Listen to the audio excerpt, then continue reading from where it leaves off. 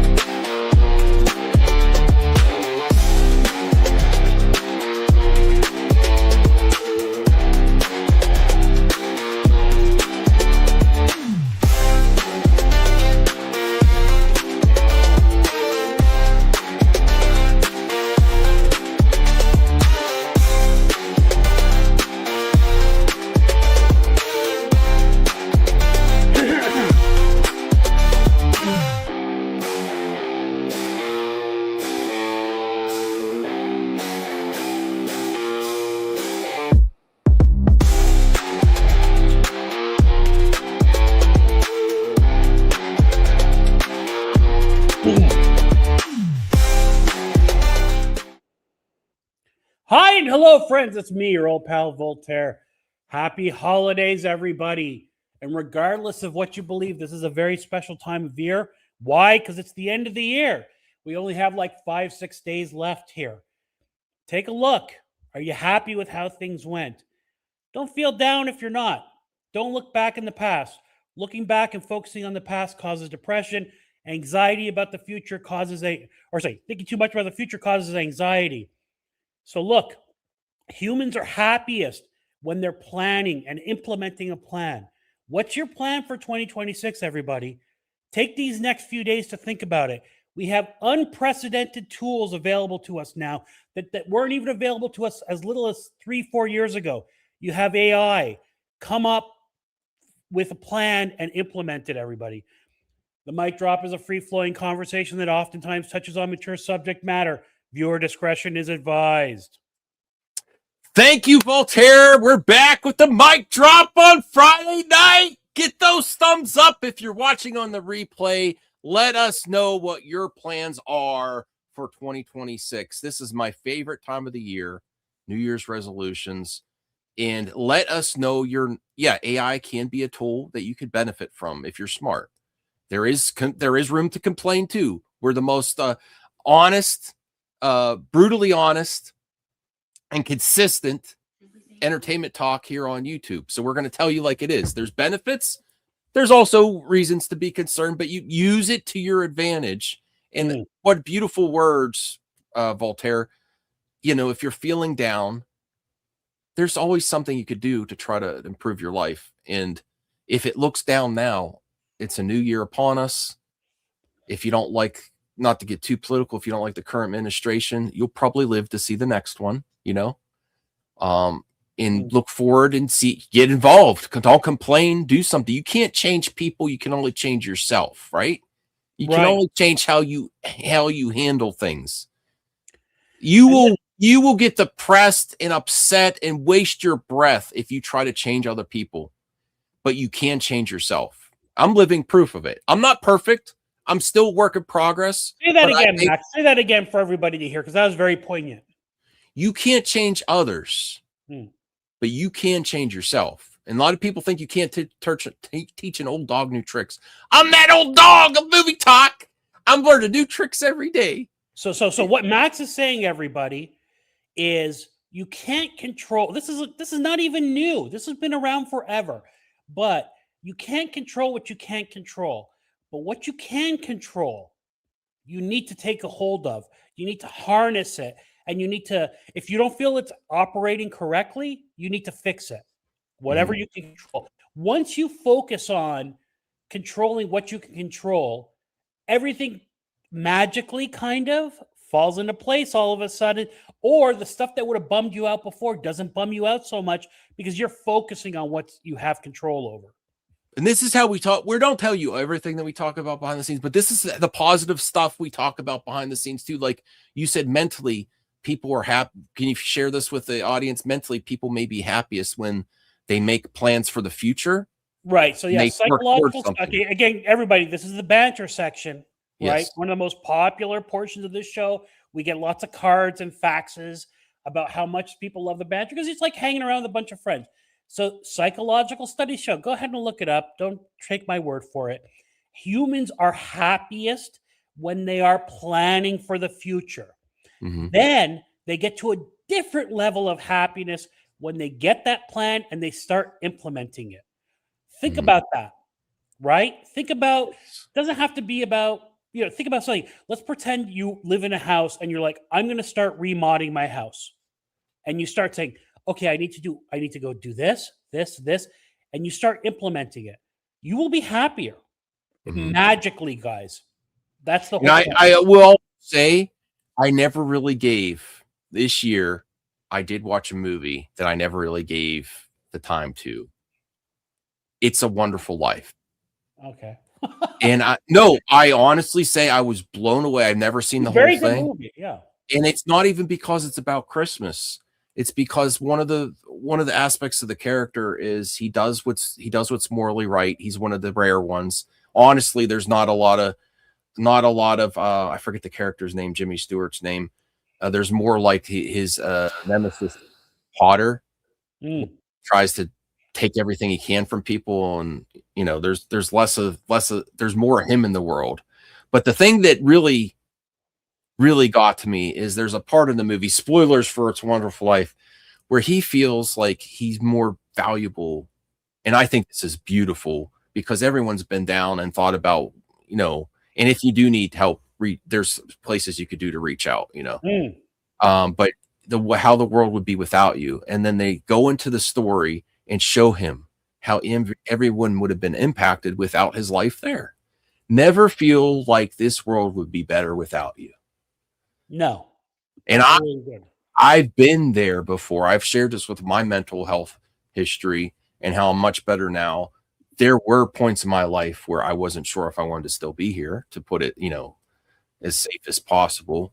And if you go back and you look and you see and you think about how the world will be without you and everyone you interact with, it's not going to be a better place. It's not going to be a better place. And that was a beautiful message, even more so than when at the end, when he's like, Merry Christmas, everyone, Merry Christmas. That wasn't what got to me. What got to me was, yeah, he struggles. He does the right thing morally. He helps people out, even when it's at his detriment. Like he helped his brother, he helped his dad, his mom. He always goes to bat for his family and his friends. And then at the end, they also come to bail him out too. I would like to think that's still in the world we're living in. Like everyone that you impact in a positive way is going to be there for you when you really need it. I hope.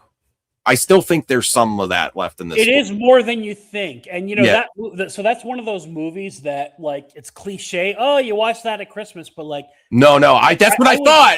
So I never gave it a shot. Me too. And then one time I was on a flight around the holidays. It's my favorite movie. It was a red-eye flight, and that movie was available. I'm like, all right, whatever. I've never seen it before. I put it on, and I couldn't stop watching. Like, it is one of those. It's not because it's about Christmas. Classics.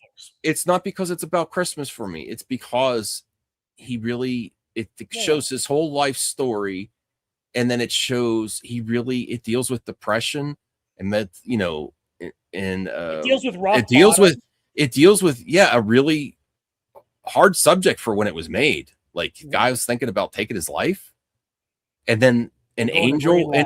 No, I don't believe in angels and all that.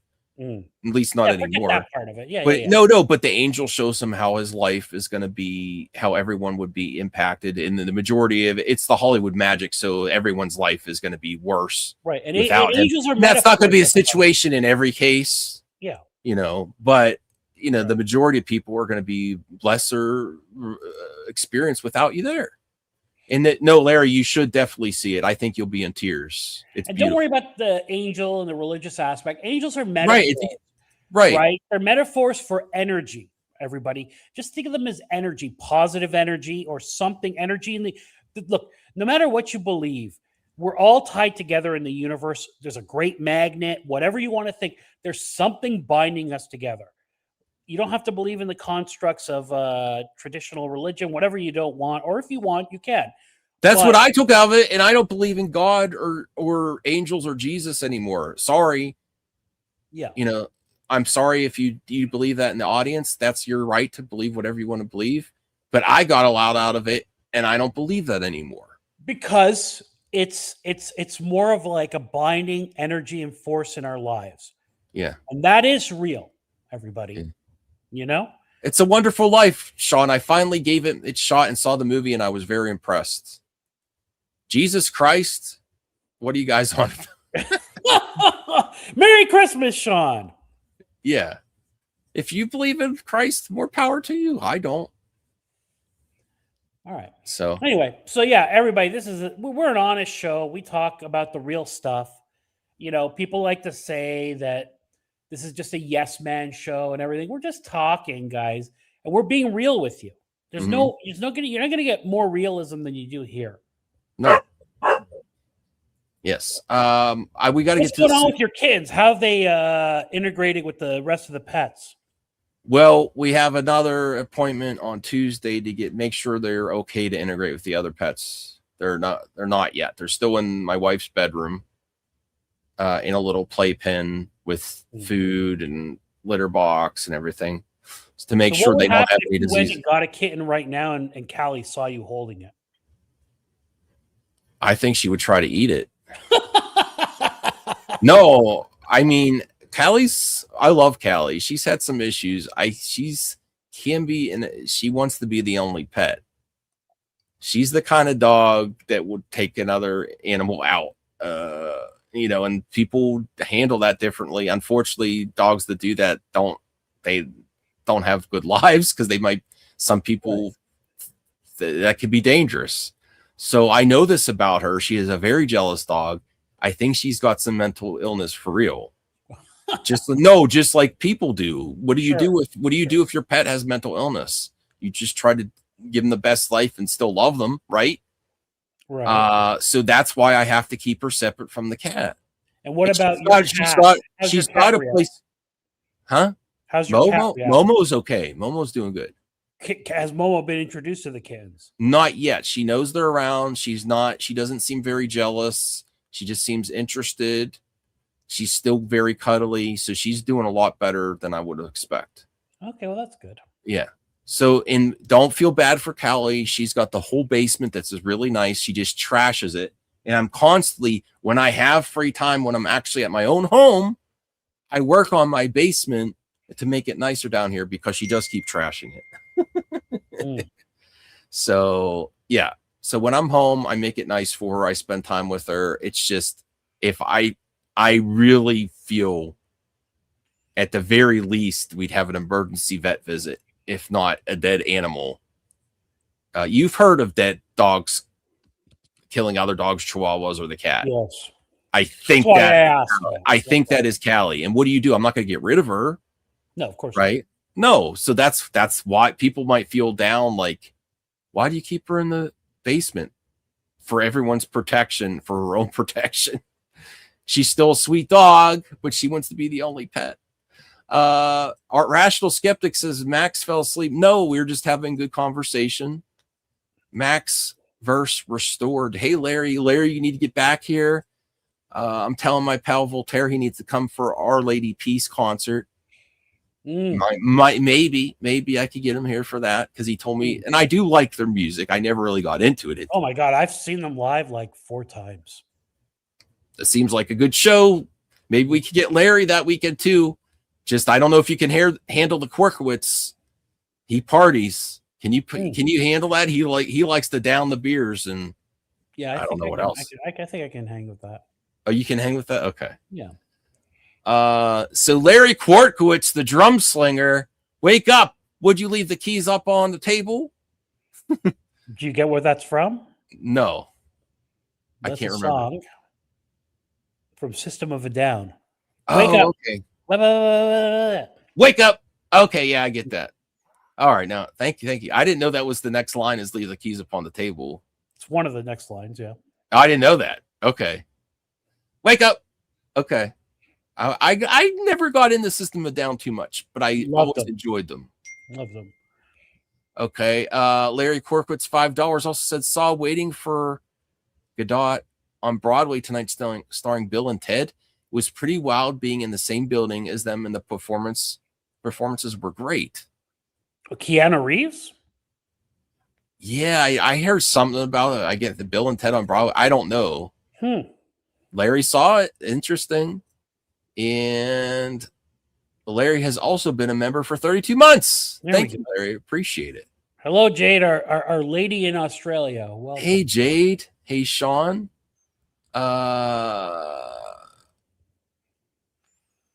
Remember you have a herding dog? Yeah, but she's got some issues. Does she's still sweet? I'll be honest with you. I think she's bipolar dog, which if there's bipolar humans, why wouldn't she's the sweetest thing ever, and then she could snap. And it's usually about food or someone else getting attention. How is she around new humans, new people who come to the house? She's all right. She just wants to be the center of attention. Interesting. Yeah. Godot. Okay. So it's about Gal Gadot not being Wonder Woman in the new DC. Oh, yeah. Joe was wrong. I got to call Joe. Also, if everyone would do me a favor, go give Crazy Joe some love on his channel. Give him in the comments section. He lost a good YouTube friend.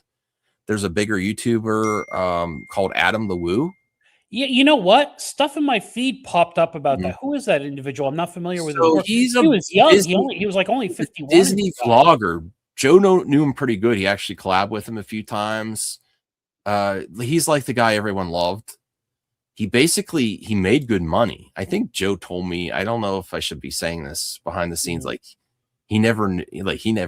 I think he's a full-time YouTuber, and he just would go vlog everywhere, and he just ended up dead and in his Florida home. I didn't even know he had a home. I thought he was just like traveled all the time, constantly, because the way he vlogged. He was only 52, and when people die that young, and they're not like morbidly or obese or something like that, then usually it's like a stroke, congenital condition or something else. Nobody knows, right? Or okay, well, that's unfortunate, everybody. But I mean, it was. Go check out his vids. I've watched some of his vids. He's an entertaining guy. Pretty entertaining guy. Adam the Woo. It's called the Daily Woo. So, it's sad. I wish he would come back on. I know he's got some issues with our show, but no, I don't know if he has anymore. I've reached out. I don't know. We're on good terms. I got to reach out to him. Talked about he offered to help me out for something behind the scenes. I'm like, okay, thanks, Joe. I really appreciate it. Yeah, Sean, but why does a 52-year-old man who's not morbidly obese die of an instant heart attack? You know what I mean? Yeah, some people have questions. Honestly, based on what I got tested for, and I should have a machine on, people that have sleep apnea sometimes. That's why they put them on those machines. Yeah, sleep apnea is bad. In that, you stop breathing, and then if you don't get it taken care of. That's what my mom's fear is when I don't. I said, Mom, I have a mild case of sleep apnea. I had the machine. I couldn't sleep with it. It wraps around my neck, and I didn't get good sleep. And I do just as well with my sleep when I exercise. Yeah, I do get better sleep. Go get a sleep study. Well, no, so you don't. I did get a sleep study. I did. I do have sleep apnea, but it's not like an extreme case. Okay, I have people. I have my people in my family that have extreme sleep apnea. Yeah, and they use their machine every night. I can't do it. Maybe I should again. I don't know, but my focus is on getting healthy. Yeah. And I honestly, even when I used the machine, I was still tired. The only thing that's made me less tired is consistent exercise. Well, there you go. Yeah. And it's funny, like in my work, I deposed a neurologist expert on a case. And he freaked me out years ago when he told me that, and it was a case where the guy was obese and he was trying to blame it on his work and that kind of thing. And he had a sleep apnea, and something like 60% of people who have sleep apnea, the only treatment is the machines. And 60% of people don't use the machines because it's cumbersome, right? You got to wear like a mask and all that kind of thing and have this thing pumping air into you. But he freaked me out when he said, if you're not getting 6 hours of sleep a night, you're going to die. Basically, get that 6 straight hours of sleep a night at least. And whatever. And yes, Number one is diet and exercise. Sadly, guys, most of these problems, the ultimate solution is diet and exercise. It sucks, but it's the truth. Even with the shitty healthcare system, if a lot of us took, we complain about it, but if a lot of us got a lot healthier, I mean, the companies are still going to nickel and dime us, but it would get slightly better. No, and you know what, everybody, and again, not to get to whatever, our food system in America is terrible. Okay? No, RFK is right on that. He's also a lunatic. I love this country. We're the best. Okay. But you know where we're not the best? Our food is trash. Okay. Like the whole It makes you feel down. of organic beef and all that. That's just the standard in other countries. You know what I mean? They charge a premium here. Like go even something as simple as like taste the chocolate here and then go to Europe and taste the chocolate there. It's bad here, everybody. So you kind of got to take this into your own hands. You know, I get it, Uncrustables and all that kind of stuff. Like, can you imagine, guys? One of the biggest selling things is Uncrustables nowadays. What is an Uncrustable, Max? Are you familiar with Uncrustable? It's peanut butter jelly without the crust, and it's expensive as hell. And it's frozen. People are not even making their own peanut butter and jelly anymore. That is lazy. Okay, and they are selling like gangbusters. Like, I think that but Sean, see, has a lawsuit against Trader Joe's about it. See, Sean, here's I gotta tell you about my mom behind the scenes. Yeah. All right, so, but Sean, I know you're not a fan of the current administration. It was like that before current President Trump, too, though. Well, he didn't imply that it was now. I mean, it's been that way for a while. No. Yeah. But they deregulate even more now. So the only thing that RFK will get the food dyes out of it, I don't know. I don't think he has the power to. The corporations are too strong. You know what I mean? Yeah. No, I don't think he's done any help either. I was hoping he would. I don't think he can. But no, he's only done damage with people losing confidence in vaccines. Which it's your right not to use it. It's medical rights are another right, just like religion. Right. And it's not 100% either. So we have to be honest. Like that's the thing that they were lying to everyone when they're like, it says foolproof. No medicine's like 100% foolproof. I don't think.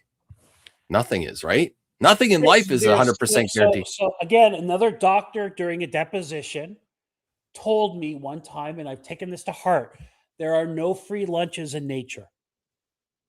No free lunches in nature. Think about that.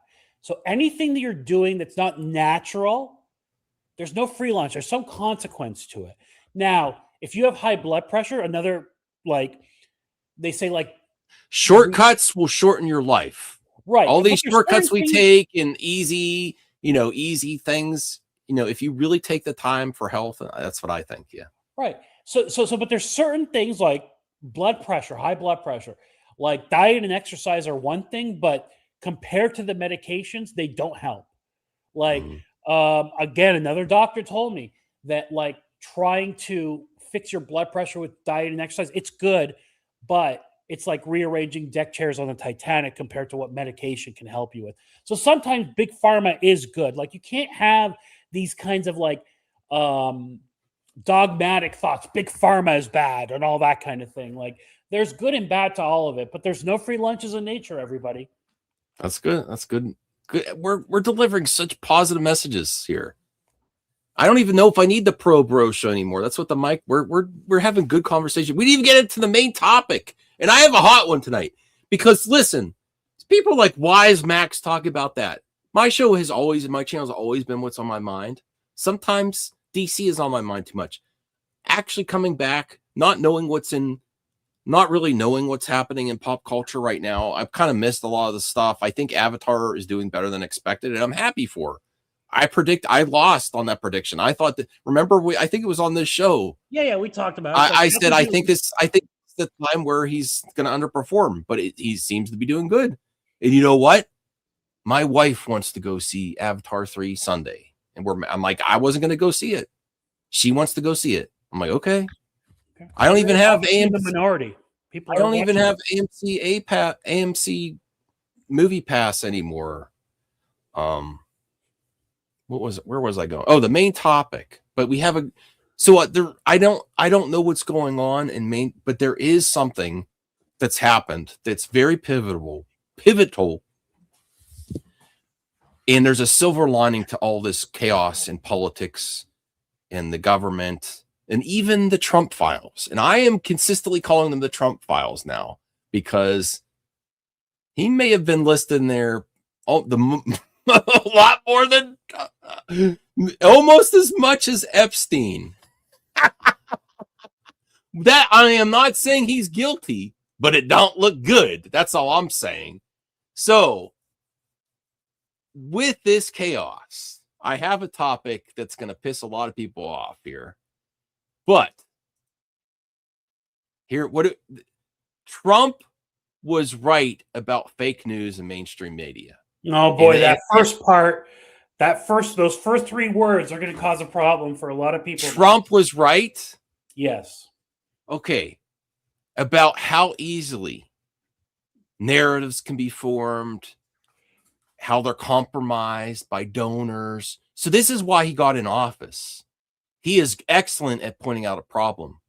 Okay? And I still think that. He just doesn't have any solutions. In my opinion, he's like a kid trying to give a book report on a book he didn't read. He's like, it was the bestest book ever. The bestest. I don't know how people listen to his bullshit anymore. Honestly, removing politics, this guy is like the biggest liar I've ever known. And it's comical. If he wasn't in president, I would like him. If he was not our president, I would like him.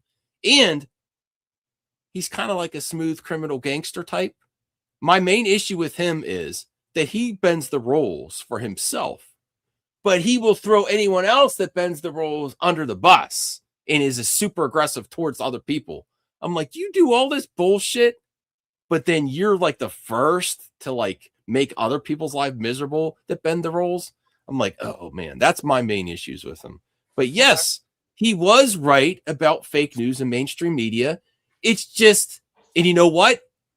He's using it and he's worse. Whether you like Jimmy Kimmel or Stephen Colbert or whatever. So we're talking about the silver linings of 2025. I think the general public, there's been always outliers and people on YouTube. People that watch a lot of YouTube have always known that mainstream media sucks. Okay. Right. It's compromised by the commercials. I even broke through my mother watching Breaking Points, Voltaire. Now we are consistently watching Breaking Points and sometimes Kyle Kalinske, but usually Breaking Points is the show that she enjoys, you know? Yeah. And I said, Mom, if you really care about the rest of your life and having Social Security and healthcare, you can't watch CNN or Fox News because they're both bought by the drug companies. What is every commercial on CNN and Fox News? Drugs. Yep. Are they going to help you get better healthcare prices? Are they going to even cover that?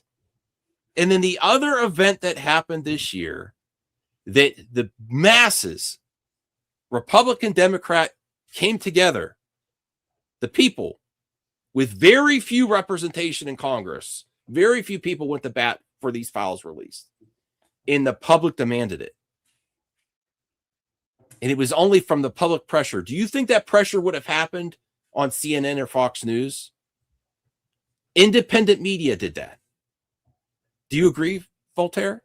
Independent media. Actually, I think if it wasn't for Marjorie Taylor Greene, which I'm not a fan of, Ro Khanna and Massey, yeah, one Democrat, one Republican, you would not be getting the truth about these files. No, you wouldn't. And it was only because the public came together on both sides, and that is a silver lining and a beautiful thing.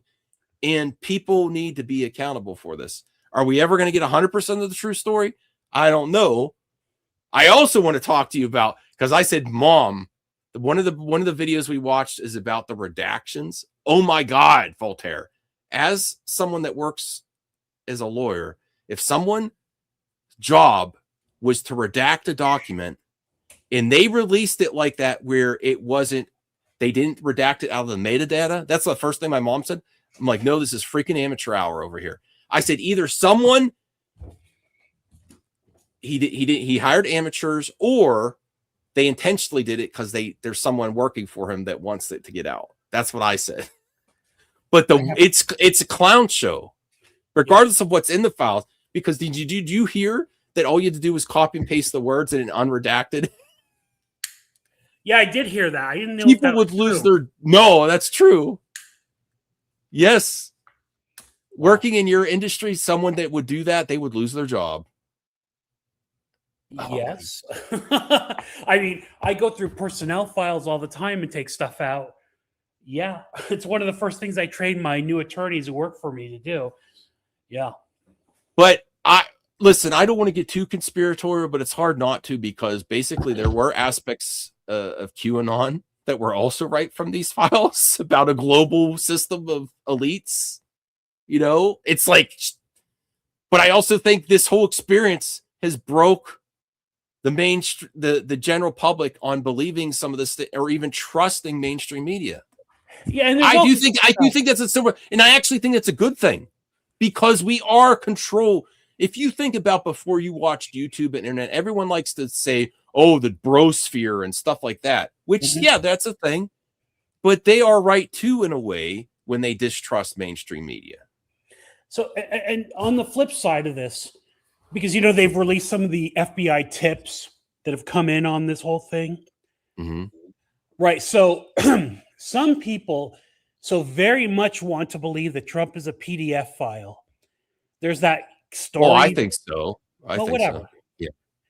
If there's evidence of it, he needs to go to jail. So here's the deal. So there's that one story that Trump, some late girl who was like abused by her uncle when she was 13 was given to Trump, and he abused her in a bad way and got her pregnant. And then Trump and her uncle showed up and did something to her. You know what I mean? And people are like, oh, that's real, blah, blah, blah, blah.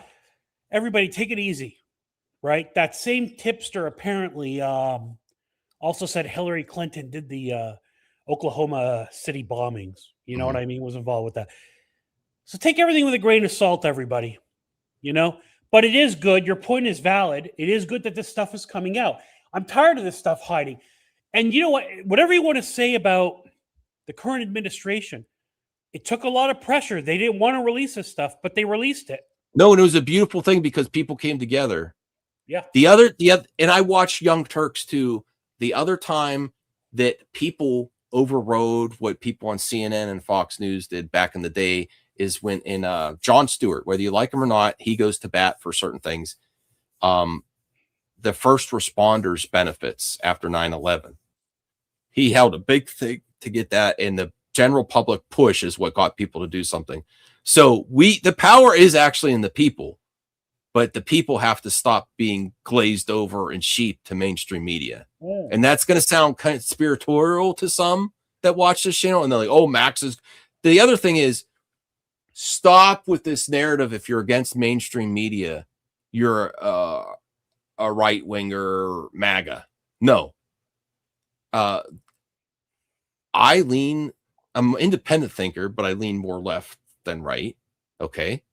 And I think we only get stuff done when we take the power to the people and stop trusting mainstream media. No. And we're going to swirl back in here into movie and entertainment talk here, because with that distrust in mainstream media and how they're compromised, and I completely think the government, most of our politicians are compromised.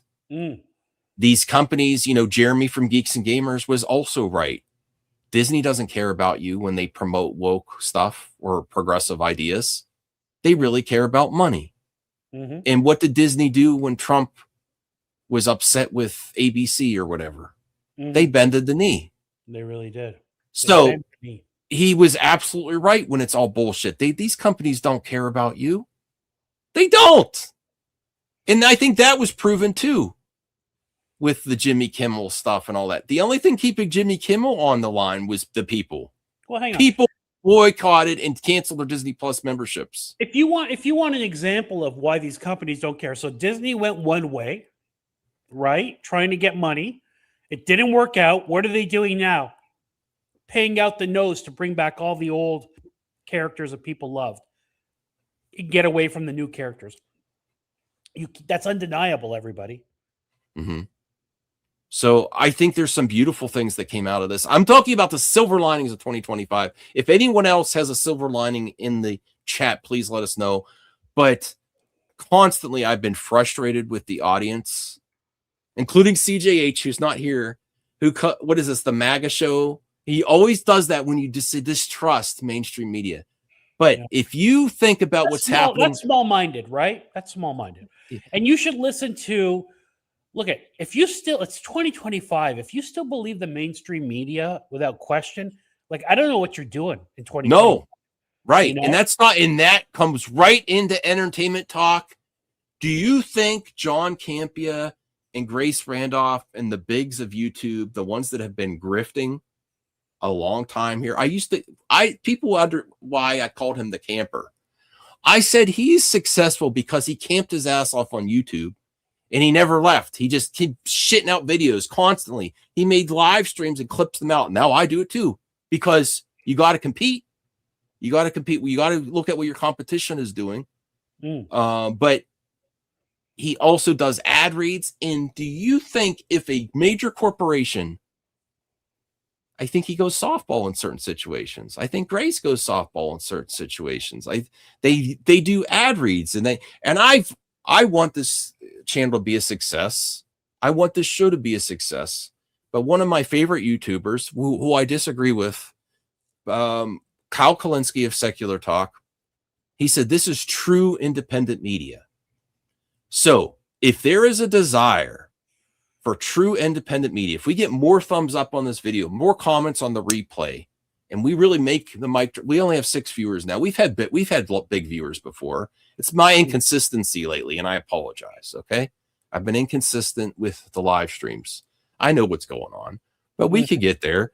Is there a desire for movie talk and entertainment talk to have pundits that are true independent media, but also didn't hitch the ride to like another team sports of the antis too, and they just try to access hate instead of advertisers. Like they form narratives, they try to find bullshit that's not there just to get the clicks. And I used to call them click access media. They want access to clicks. Yeah, you're right. Just like Trump is calling out the mainstream, calling out the big corporations and the shills that shill for them. But do you just shill for hate and clicks and the easy low-hanging fruit of YouTube? Because we know what works. It is a template. If I know how to grow my channel, I just don't have the stomach for it to just point out and just say everything is a certain way. Max knows the algorithm, everybody. I know the algorithm. I know how to do it. I got physically sick after so many Kathy Kennedy videos. I'm like, I can't do this anymore. She will make you sick. No, not her. Myself. I made myself sick. When I stopped I only stopped a few times for YouTube. There were some personal things going on. Some tragedy in the family. The first time I stopped, I said, I literally can't do this anymore. And my Kathy Kennedy videos were getting 40, 50K views. I was making thousands of dollars a month. And I couldn't do it anymore. And I stopped and Jeremy took over. We were the two biggest Kathy Kennedy video creators at the time. And I couldn't do it. I'm like, I can't do this anymore. It's making me sick. Couldn't stomach it. No. Oh, and I did have a point, but I just was repeating the same thing over and over again. But people were still taking it. Yeah. And I can't do it. I can't do one thing over and over and over again. That's why my channel is all over the place. So Donovan said Superman was the biggest silver lining in 2025. I could go with that, Donovan. It was great that Superman was back in the theaters. Entertainment silver lining? Yeah. I'm okay with that. I don't think it was a slam dunk or No, but it home was a run. good direction for DC. I see Yeah. Donovan's point. Yeah, It's great to have Superman in the theaters. Mhm. Absolutely. I agree. It's great to have DC, And especially you know what? since Warner Brothers is being sold again, to have DC doing something. Superhero movie wise, 2025, Superman was the best one, right? Mm-hmm. Would you say? Out of 2025? Yeah. Better than Fantastic Four, better than I like Fantastic Four better, but I think come Superman. on. No, Really? I did. Yes, but Superman was more fun. I Superman was disagree. more rewatchable. I I don't know think. why I found think. Fantastic Four kind of pedestrian. I don't know. think Fantastic Four could have been is a little bit boring in places. It could have used a few more surprises to bump it up. Honestly, this is where Joe is going to disagree with me. You don't need the gimmicks to get the general audience.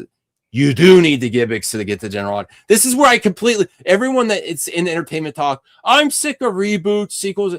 What does the audience reward? The audience rewards gimmicks and cameos and stuff. You do need it. Just like Superman wasn't just Superman. Superman had all kind of crypto, had the Justice Gang. It wasn't just Superman. When they brought back Spider-Man after everyone's like, please don't make another Spider-Man movie. What did they do? They put Tony Stark in a Spider-Man movie. And then it was successful. The audience rewards this shit. If you don't like the reboot, it doesn't erase the original. So it was You just still those have three it. movies, though, And right? it helps get a remaster or re-release of the original IP too. It helps everyone. It helps new generation, even if it fails. Even if this is why even if a reboot is horrible, people are like, that is so bad. And you know what happens to the original release sales? They shoot up. Right? You get nostalgia. Wow. What sold more when Ghostbusters? I didn't mind Ghostbusters 2016, but what sold a lot after that? Probably the first Ghostbusters Hang 1 on, and 2. Stop. Physical You didn't media. mind the girls Ghostbusters movie? I know I didn't. I didn't think it was. Oh, I didn't God, think it was it's awful. great. Stop No, it. I don't. It's not It's awful. terrible. No, I actually like it better than the second one that they just did. The Frozen Empire. Listen, there's no such thing as a worse Ghostbusters movie, but okay. So that was it, though. Those three were the only superhero movies this year, right? Yeah. Thunderbolts, Superman, and Fantastic Four, right? I'm not missing Yeah. something, am I? We're probably missing one or two. Okay. Well, I would rank those personally. Again, this is subjective. I would rank those as Superman, then Thunderbolts, and then Fantastic Four. And they were all pretty good. I didn't hate Fantastic Four. I just thought it was the weakest of the three. Yeah. So there's silver linings across the board. We're doing the positive work here on YouTube, Voltaire. Even though we have 11 viewers, we're talking about making plans for next year. All 11 And we're talking about the silver linings of 2025. And there were quite a few. Look through the darkness and find the silver linings. And I think that is a great thing. But I also think we have to adapt it to movie talk, because with my question to you and the audience, I want Voltaire, you to respond. Do you think John Campea and Grace Randolph, I didn't spell her name right, are better than CNN and Fox News and mainstream media? Honestly, answer. I don't think they're as compromised as those two things. They're not as compromised? I don't think so. I think they're access media. Yeah. But I don't think they're as compromised as CNN and Fox. Okay. Because you know what, Max? There's not as much money involved with those two. The more money involved, the more compromise there is. That's just the way it works. Okay. But do you know how you get from certain viewers and certain panelists when you say, I don't trust even the big outlets? They put trust. They pick a camp, just like politics, Republican or Democrat, mainstream media act, this is a great outlet. Do you ever hear that? This is a respectable outlet. Yeah. I'm like, they're influenced by ad dollars just like the rest. Sure. Look at what happened this year. They will do anything to make to get a merger to go through, or these companies don't care about you. They don't care about you. That's the one thing the antis were completely right. They don't care about you. They're promoting progressive ideas, but they really don't care. They will put people that they can advertise in their trailers and stuff, but behind the scenes, they'll fire your ass just to get IP. Right? Yeah. They don't care. And I think the it's broken through to the mainstream consumers now about mainstream media. And I also think that is the way that our lives will get better.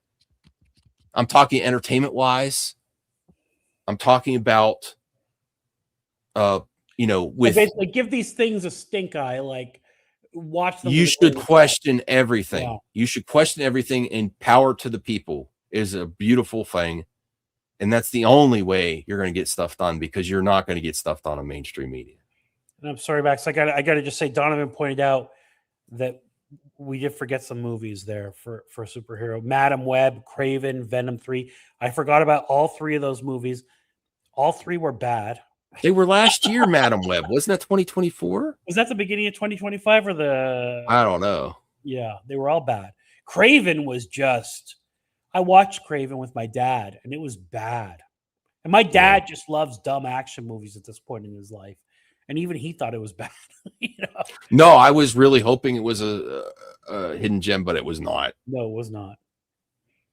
So that's what I'm happy about. I really think we're finally there, and getting to how this is going to impact movie and access media too. I say also with the audiences, just like what they've done with mainstream political news and politics and voting and things, I think people are done with the template for premieres, review embargoes. That's what I'm talking about. The John Campias and Grace Randolphs, the people that have access to review embargoes. I think the general audience is just over it. And that's one of the benefits of Netflix, just doing Netflix drops. Let people decide. If I ran a studio, I would cut off access media completely. I'd be like, we don't need this whole dog and pony show and circus of premieres. Just release it and let the people decide. People have lost trust in the review community too. So, you're right, Max. But this is like it's like a snake eating its own tail. Like the studios want the access media to glaze them. Yeah, but it's not working anymore. The glazing isn't. Look at Kamala Harris. Look at Kamala. No. I am going to make it political. I voted for her. Okay. And Max is in a swing state, everybody. And I don't hate her. But the amount of money that she made, that she got from donors, broke records. And it didn't do shit. And that should tell you that we're finally awake. That the general people are finally awake, and we don't listen to PR BS anymore. The general public. There are still friends of mine. There are still friends of mine that go into either nerd camp and listen to the glazing that the mainstream media and outlets do for companies and stuff, and love to celebrate executives, which is just completely ridiculous. I think there can be good executives out there, but they're an outlier and a rarity. Most of them are failed upwards, and they make money by making good decisions for shareholders to bring up profits by taking away value from the consumer and just jacking up the price. That's my thoughts on it. Interesting. But there's all kind of, remember when she was groundswell of money coming in to get her, it didn't do anything. All that donor money, that was the good thing about Trump beating her. For me, even though I don't want him, I don't like him at all. I would vote for Kathy Kennedy over Trump.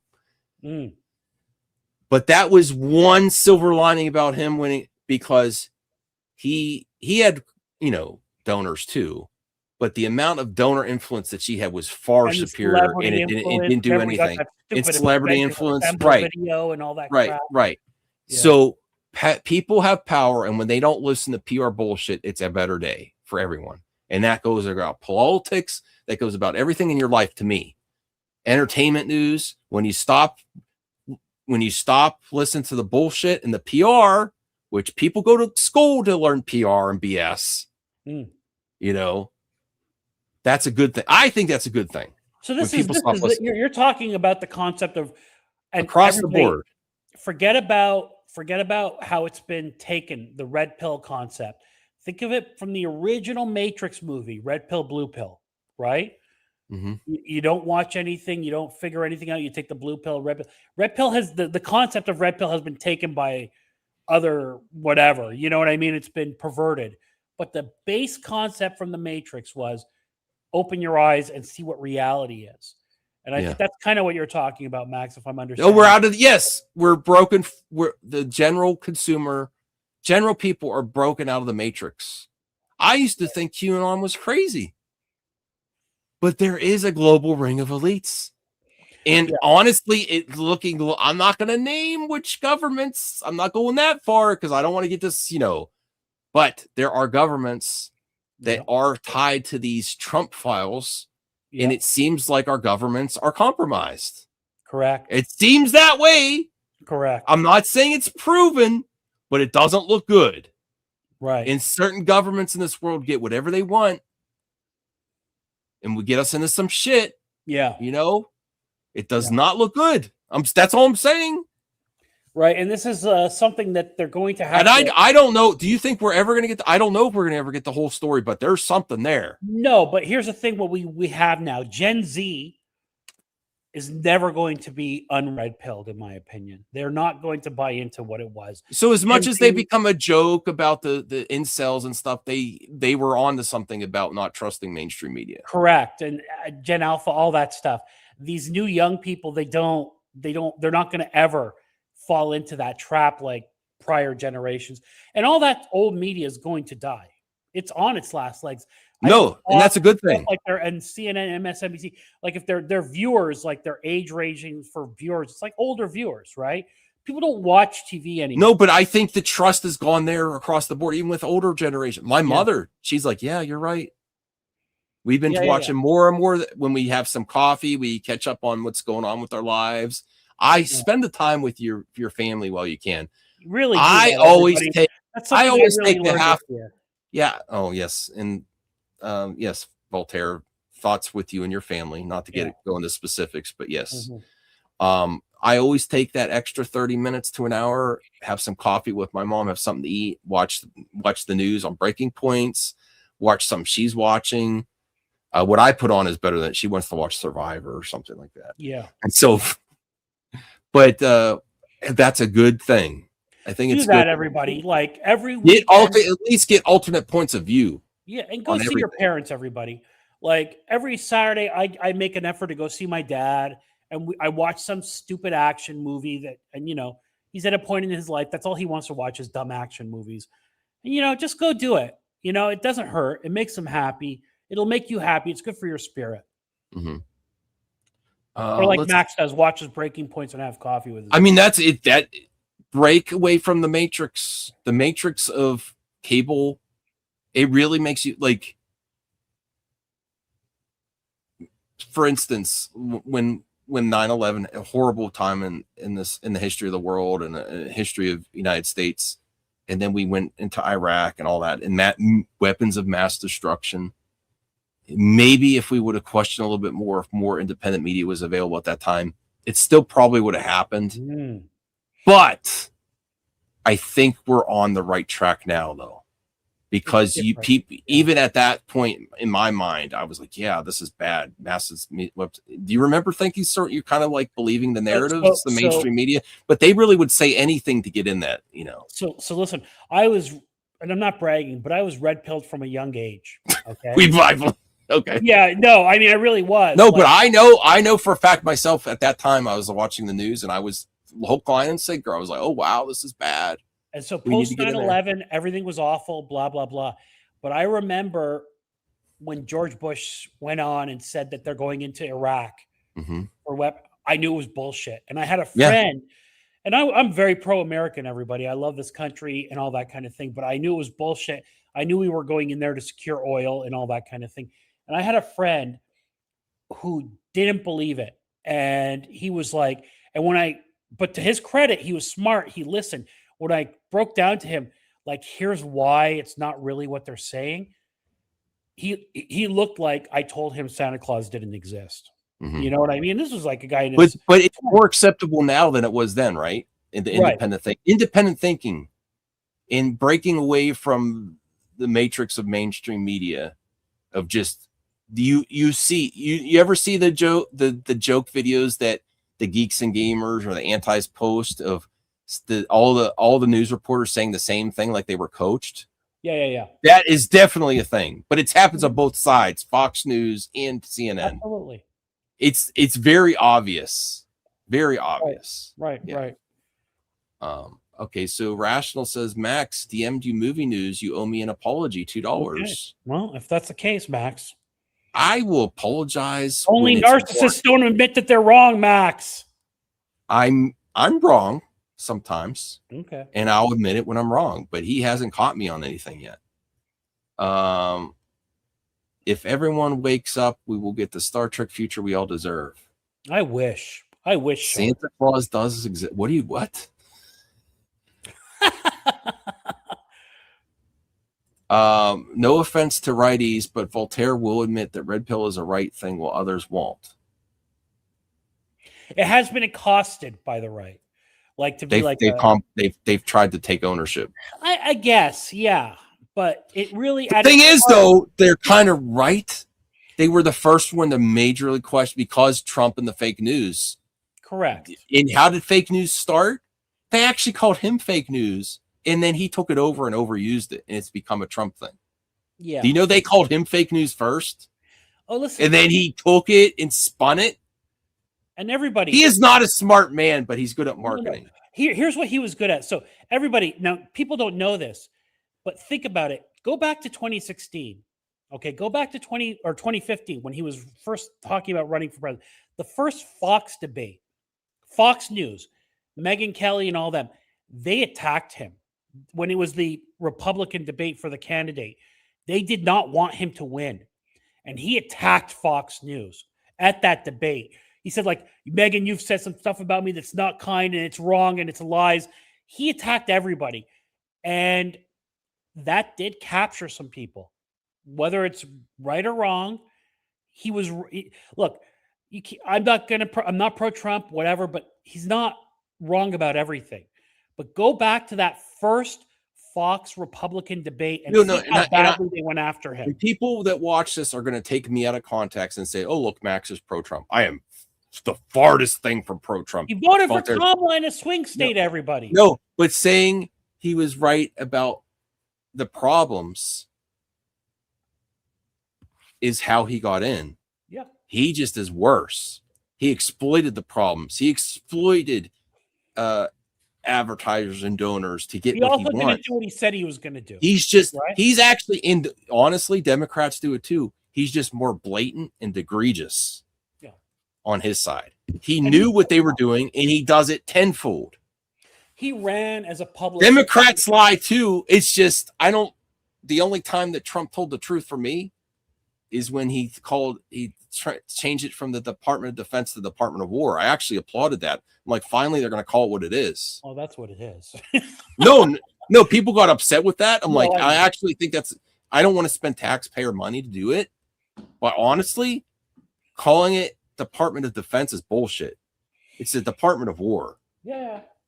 I don't like war. And people are going to also take that out of context. Max is pro war. Right. You see, this is the straw man stuff. No, I hate war. I don't want any war to start, including things that are boiling up all over the place. And he's not the peacemaker either, because that's all bullshit too. But anyway. No. And you know what? He sold himself as outside of like the mainstream. But as soon as he got in, he is one of the most compromised presidents we've ever had. And that's a fact, everybody. Let's red pill figure drawing. Okay, if Kamala won,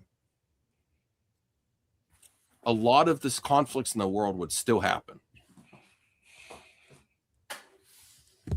Because that's the concept of a uniparty. The donors really own both sides. It's just Trump's more of an asshole than other candidates. And he does other stuff to make corporations happy and pay less taxes. It doesn't really help look if he actually makes less I like the idea of less taxes, but I want it for me too. I want it for the people lower, that don't make a lot of income. But honestly, some of the conflicts, she would bend the knee to what the donor class wants if they want to go. Well, all you need to know is the best thing that the Young Turk. I'm sorry, I'm all over the place. Sorry. The Young Turks, one of the best thing that Cenk ever said is, if you really want to know what happens is, whenever it's something to benefit the people, even 75% of the country said, we want this to happen. They never have the votes. When it's about war or giving money to a conflict in another part of the world to help some other country, they bypass Congress. That's all you need to know. They don't go to vote or anything. They don't even care what you want to know. It always happens, whether it's a Democrat or a Republican there. Is that an accurate statement? I mean, I'd have to look at the data, but probably. It sounds very poignant, and I have a feeling that if you looked at the data, that would be accurate. Right. Whenever it's like healthcare for all or something that's going to help people with low incomes or Medicare for all, the votes are there to give Medicare or health insurance to do things across the board. Everyone agrees it's compromised. Republican, Democrat. You're not going to get the votes there unless you go to independent media and have the power of the people to do what they did for the Trump files release. Kamala wanted to help with that. Maybe Bernie would have, but they didn't let Bernie in. No. People want to glaze over what happened to him too. He had momentum in basically not having him on mainstream media, blocking him out, and only giving him independent media is another way to compromise. Bernie is election interference. It is election. It's not blocking out access. At that time, when he was running and not providing him a platform, but others a platform that were compromised by donors, that's where we're at a different time now. If Bernie was in his prime, he could probably be the candidate in 2028. Listen, if he was younger. They didn't want Bernie in. The Democrats didn't want Bernie in. Yes. Remember, there's that debate. The Democrats with Biden. When I got called an ageist on here, when I said Biden is not well, he's not gone, but they should look for a new candidate. I was called an ageist. The Democratic Party stopped having a primary for another candidate, not the Republican Party. The Republican Party, even though Trump refused to debate certain people, they still had one. The Democratic and the Biden administration sabotaged primaries for other candidates that wanted to challenge Biden. And, they did that. And this is the result of it. This is the result of it. Because if you have a healthy primary and you give up another candidate, and Joe would have won it over some other people, it makes everyone stronger. And this is why we have the results we have. It is the Democrats' fault. Across the board. I'm sorry. Yeah, don't forget that when Bernie was debating Hillary, there was that debate on CNN. And what's that lady's name? She works for Fox News now, but she was working for CNN at the time. She gave Hillary the questions in advance. Yeah, that's bullshit. That woman is still working in media. Right. And she goes on Bill Maher show. What's her name? She's an African-American. Donna, I know, Brazil. Yeah, Donna Brazil. She gave, that's like not disputed. No, I know. They don't care because it was for, Right. Because the mainstream, industry media leans more towards Democratic donors and stuff. But basically, they're the same thing. Once you unplug and realize that, and like their game is rigged and nothing really helps the people, and basically both parties are most the same. They do very little for people. They might throw you a bone here or there. They do really little for the American people, left or right. No. They do more for other countries in war and getting us into conflict, and big companies giving them subsidies. God, I hate that. Because if we're really we're talking about handouts, because this is what the Elons and stuff actually get government waste. All these subsidies and discounts for companies like Elon are handouts, you know? Kyle Kalinske called him a welfare queen. Government welfare queen. Yeah. He relies on welfare from the government more than us, you know? It's one of the things I don't agree with. I'm spreading I'm going way off. I'm sorry. I'm in a weird mood today. So Sean is critical of Bernie. Bernie has been saying the same thing for 50 years because they won't let him do it. Do you think if Bernie got president that he would try for healthcare or Medicare for all? Yes. Yes. They won't let him do it, Sean. You're blaming Bernie. You are compromised by mainstream media. You believe the bullshit line that Democratic mainstream media sells to the audience. He doesn't do it. Bernie would try. And you know what? There's other people that don't like Bernie on the right that says he's like a socialist, but he's a millionaire. Okay. Oh, I don't, you know. Well, that's factually correct. Yeah. Okay. They made money too. All these leeches in government make money off donors and stuff. You know, they all do. Actually, Marjorie Taylor Greene said she doesn't, I don't know, but she's also, don't trust her either because she made money on insider trading when the terrorists. No, they all do though. They all do. You're right. But she's like super speaking her mind now, but there's a reason she wants to get out of politics. She already made money in the stock market. Yeah, but you know what, though? Honestly, Marjorie Taylor Greene, and I always thought she was a kook, but the stuff she said is so brave. No, it is. I gave her respect for that, but she had a pile of money to be brave on. Correct. She was willing to do it because she's fine. Yeah. Yeah, because she's fine, right? Mm-hmm. She's fine without the donors because she knew what Trump was going to do. Yeah, clearly. He has answers that are completely rehearsed in a good way. Oh, he stays on. I didn't read your whole comment. Sorry, Sean. I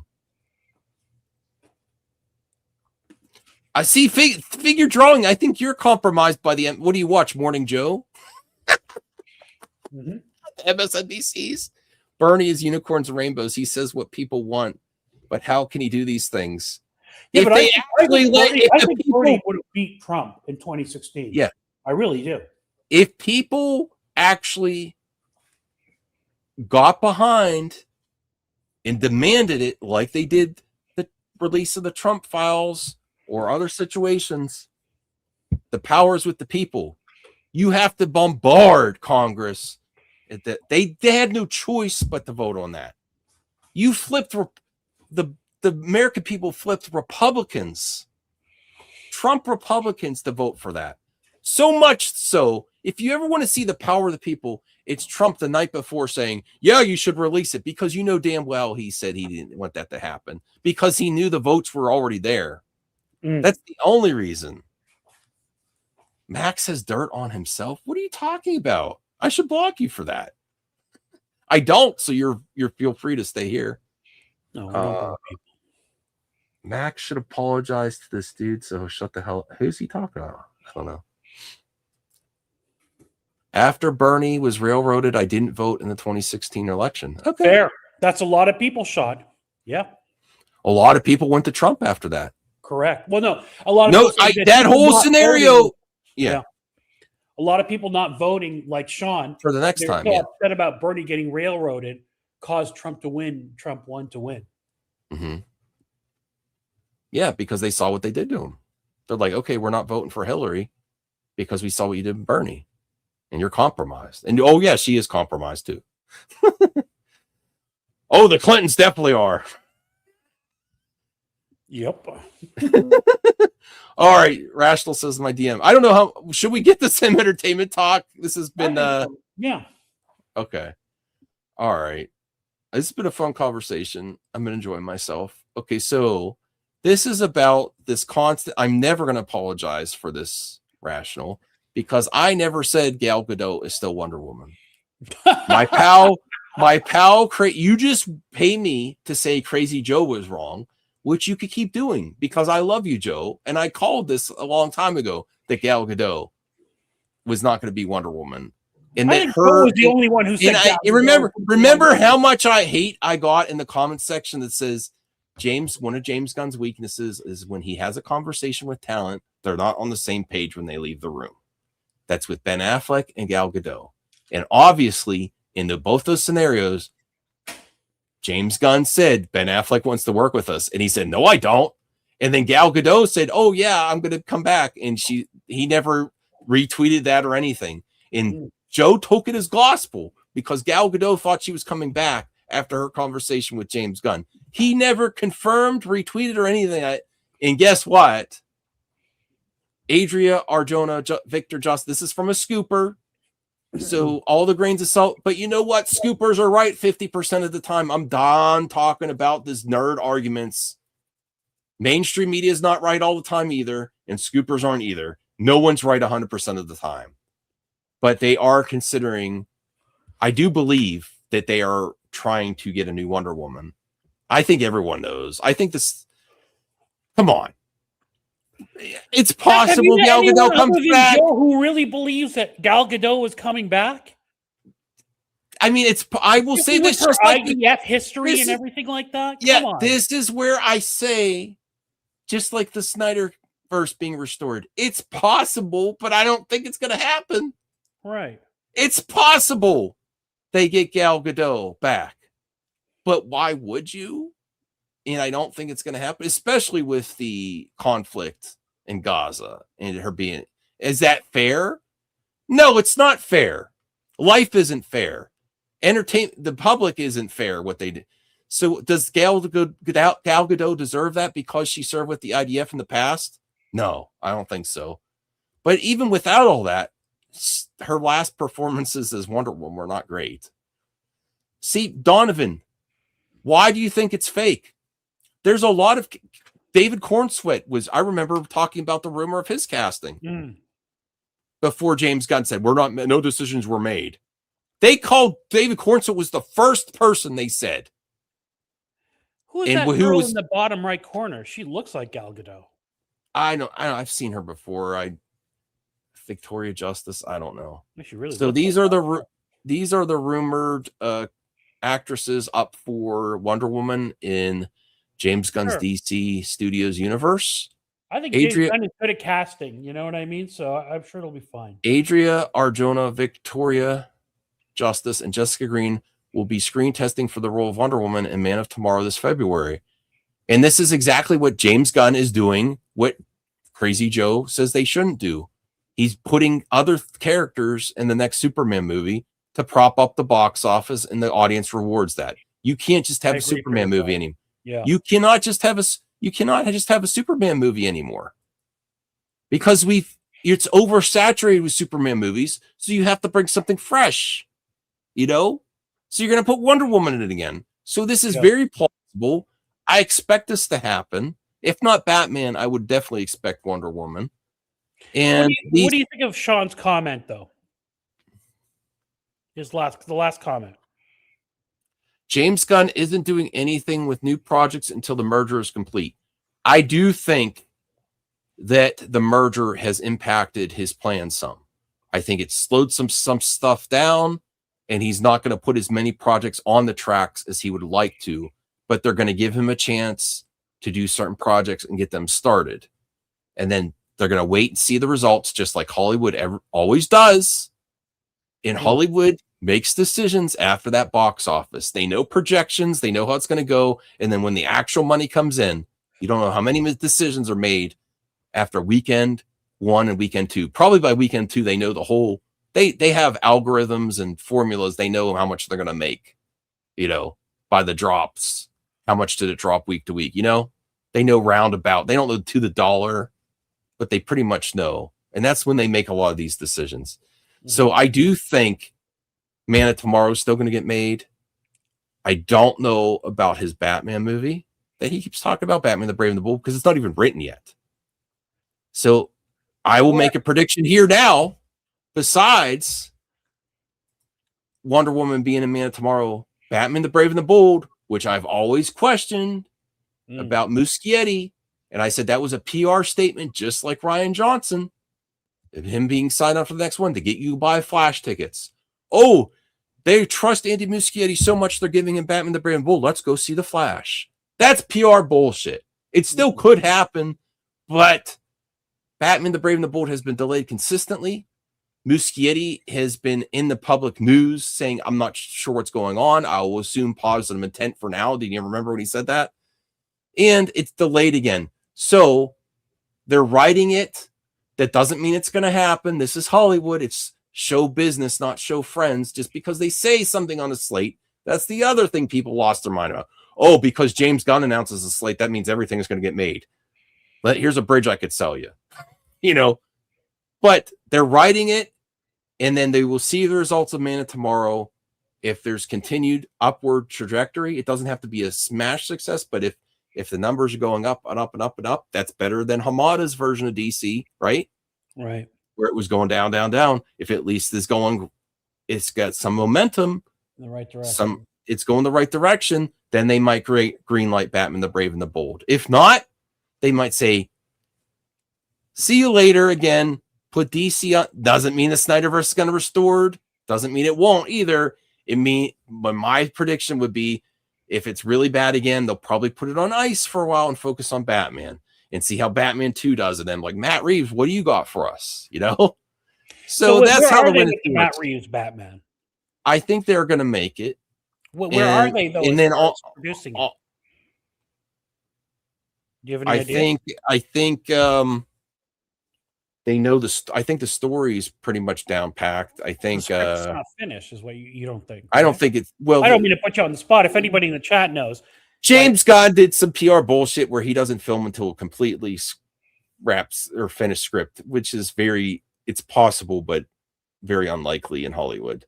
So that I think they have the majority of the story down, and Pattinson knows what's going to happen. I think he was preparing for it.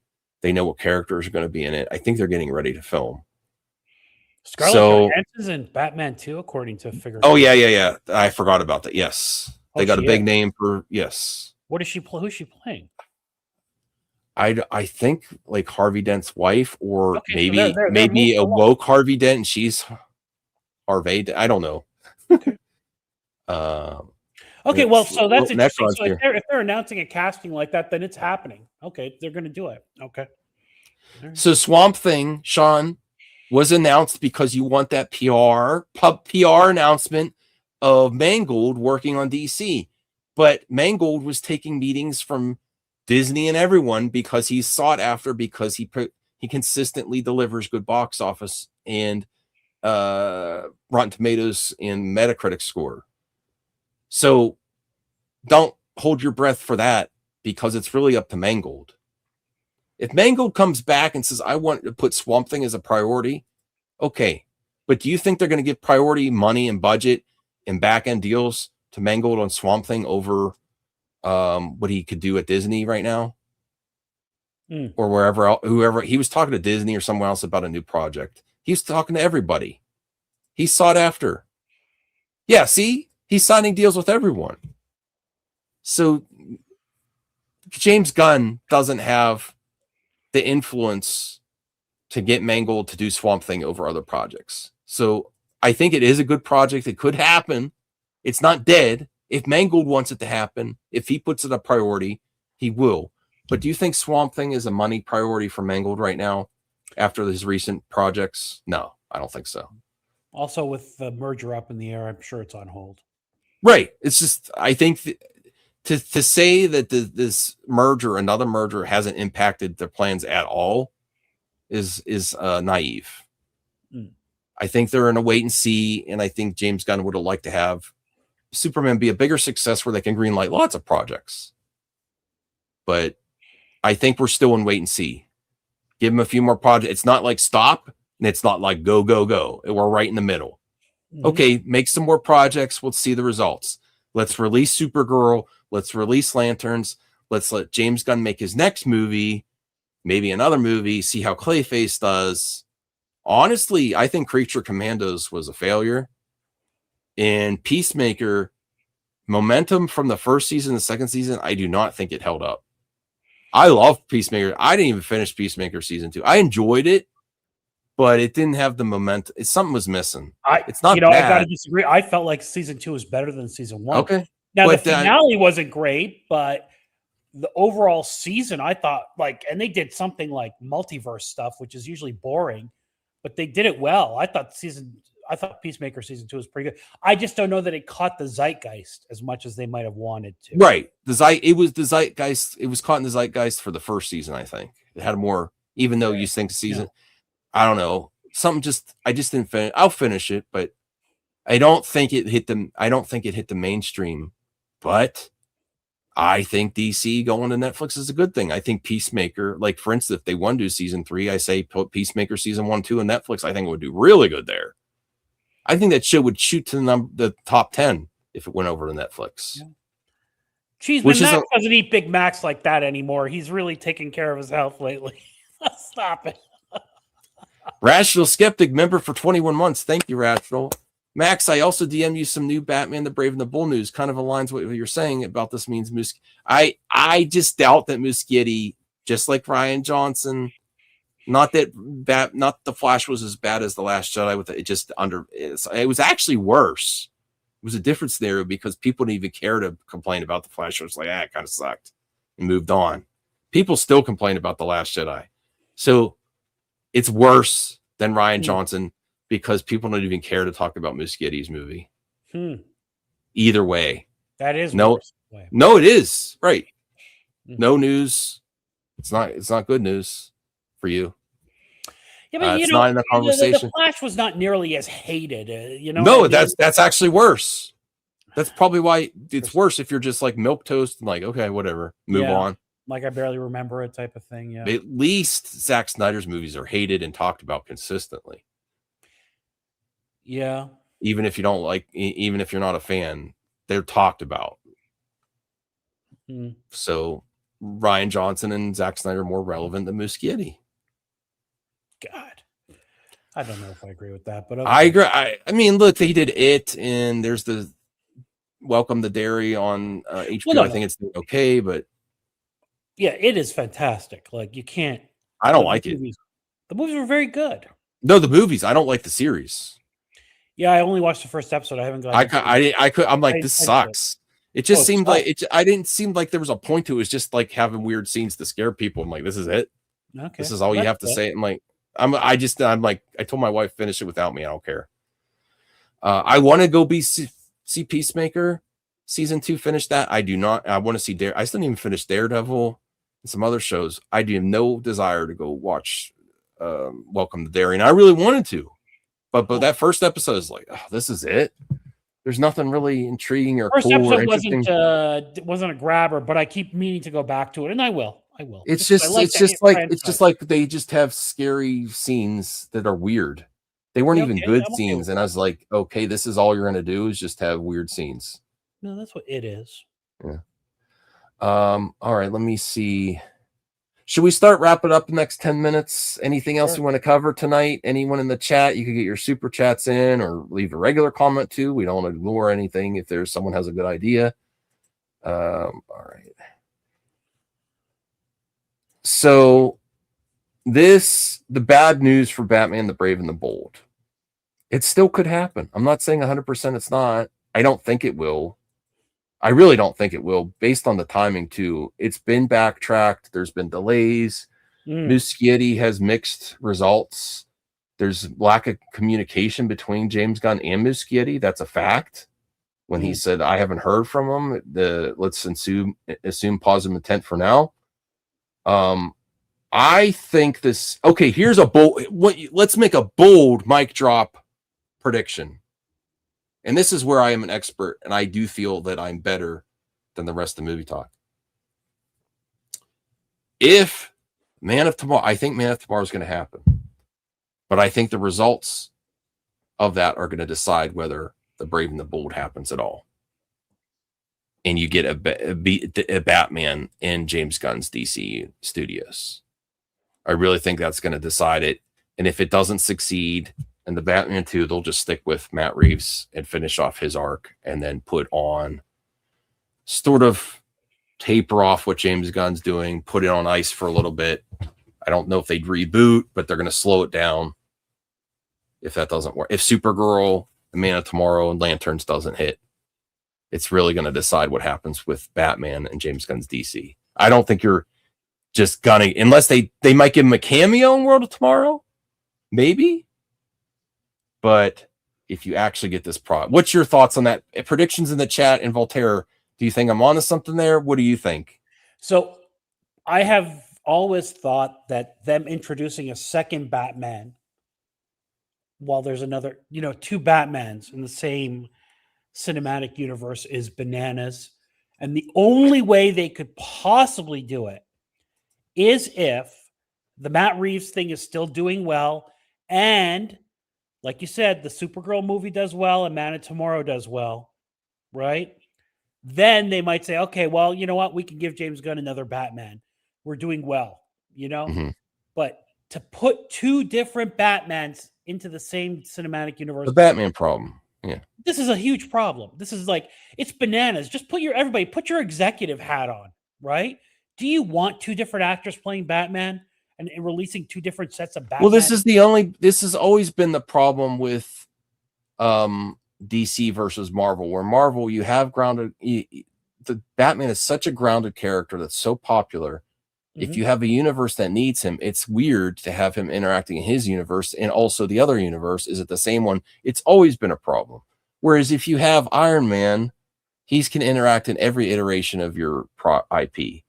If you have Spider-Man, you can have Spider-Man in a movie and you can have him in the Avengers movie. Well, I think they want Batman to be like the Iron Man of the DC. Yeah, but then if you do that, it dilutes what's happening in his own movies, because then it's like, okay, not if it's done properly, right? Right. It's possible to do it. It's just hard. Yeah. Yeah. And he's their biggest property, right? Batman blows Can away. you imagine if they actually did what Warner Brothers wanted and they got Christopher Nolan and what was the actor? Christian Bale to go over with Cavill when they made Man of Steel and build it that way. And I love Affleck. But they would have been unstoppable. Yeah. They would have dunked on Marvel. Yeah, but Nolan wouldn't have done that. So right. That's what Warner Brothers wanted, though. Sure. So there's been a Batman problem to exist back then, that everyone that takes over Batman wants to do their own thing, wants the blank canvas, and then how does what you're doing in your, like, for instance, if they did what CGH wanted and they brought Pattinson over to James Gunn, that's going to make the next Batman movie weird.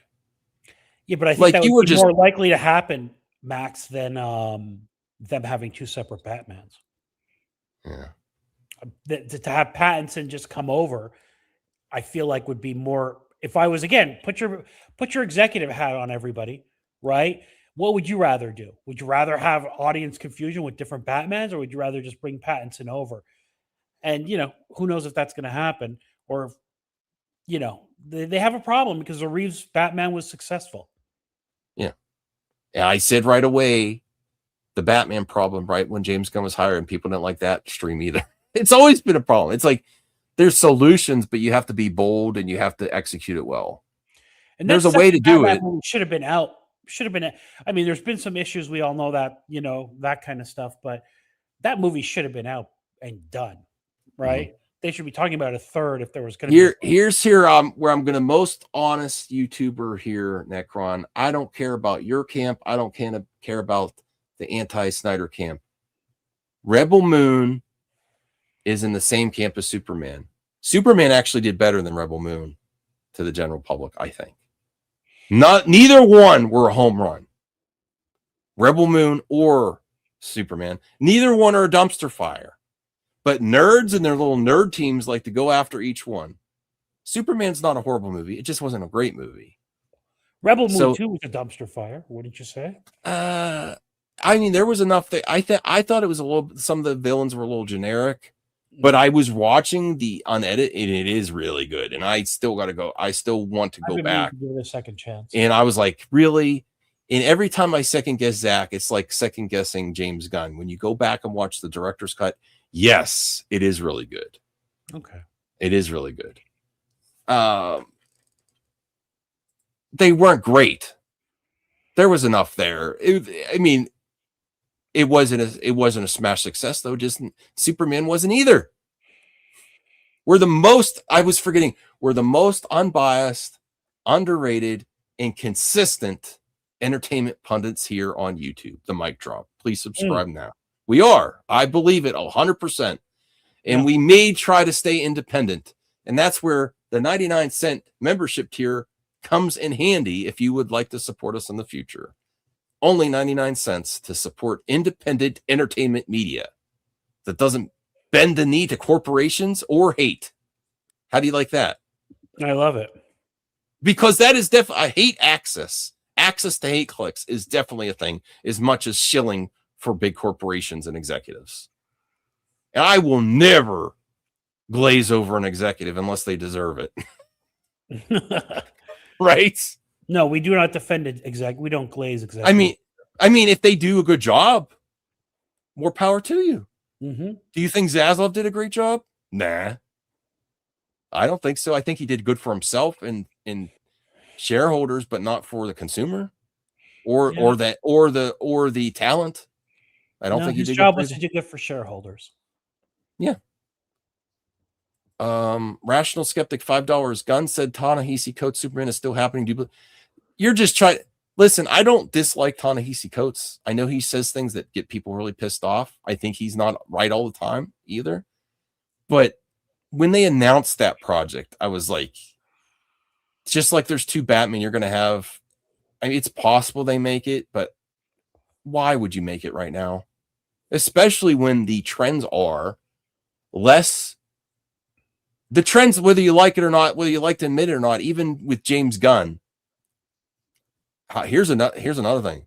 James Gunn has not had a lot of progressive or considered woke casting for his characters.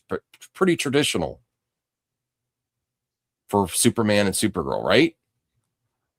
So the trends are going back the other way, more traditional casting. Sure.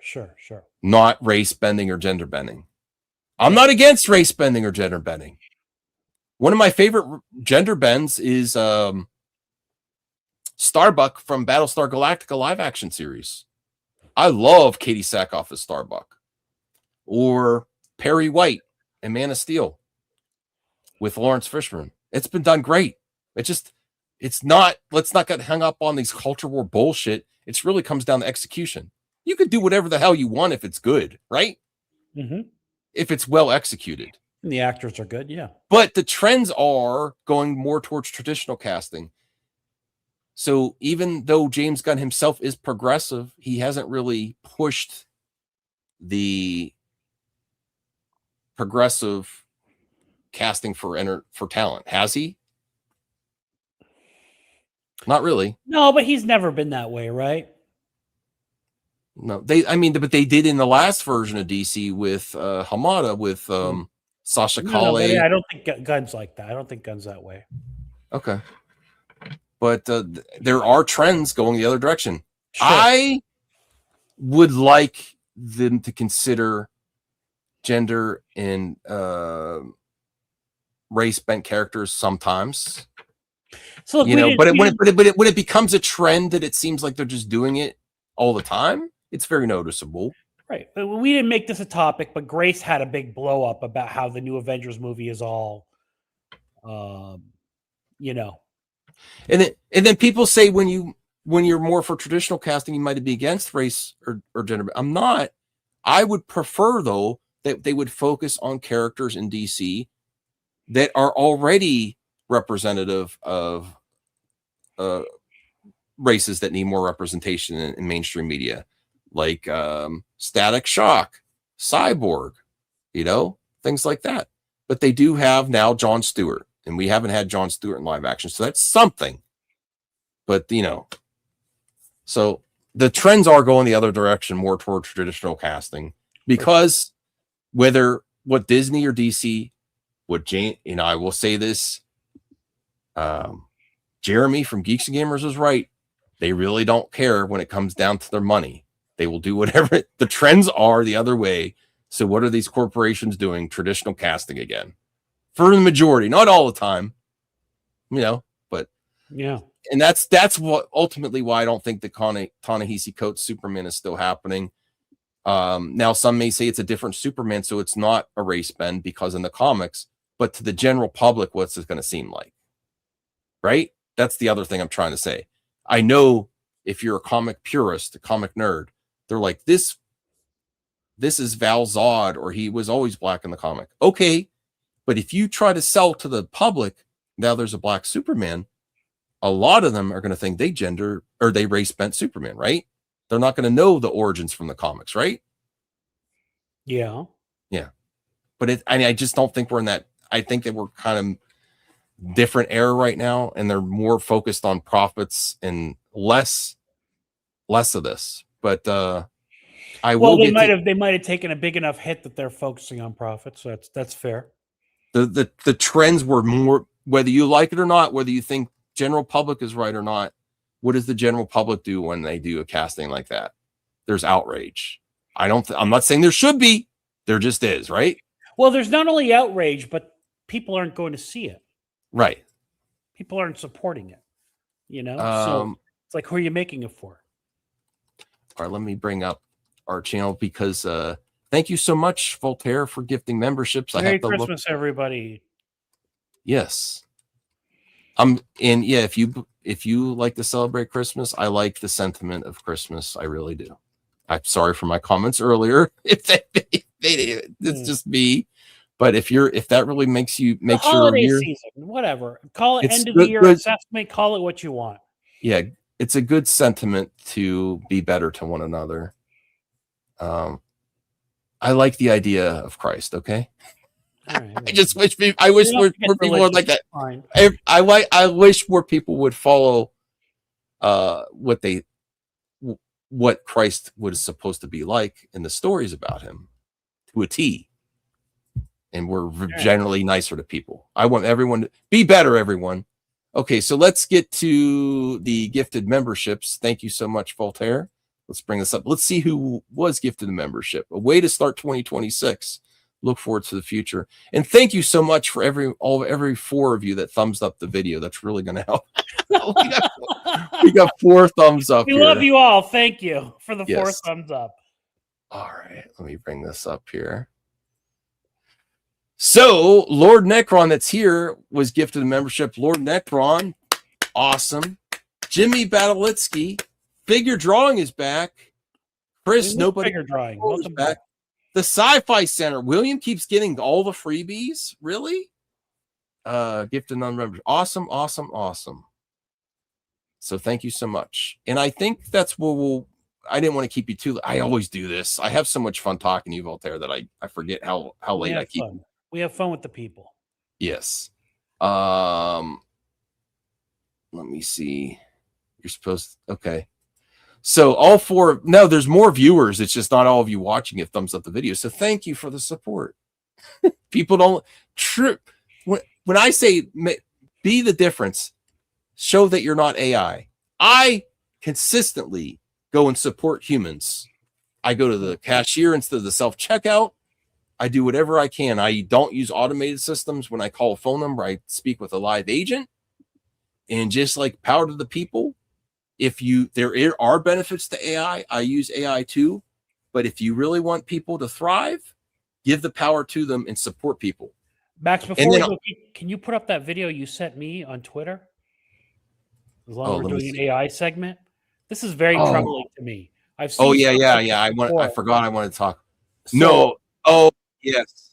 There is a YouTube channel out there, and I'll plug them just for fun, called Catfished. And it's just what you think. And it's mostly people meeting people online, and mostly it's delusional people who think that somebody 20 years younger than them is in love with them, and they send them money. But none of them do video chats to confirm that the person is real. This is disturbing. Now I've seen because like this before. This is a new era of potential being honeypot scammed. Yeah. And you could have a honeypot, whatever you want to call it. Yeah. There's nothing against online relationships, but if you have one, be aware that you could be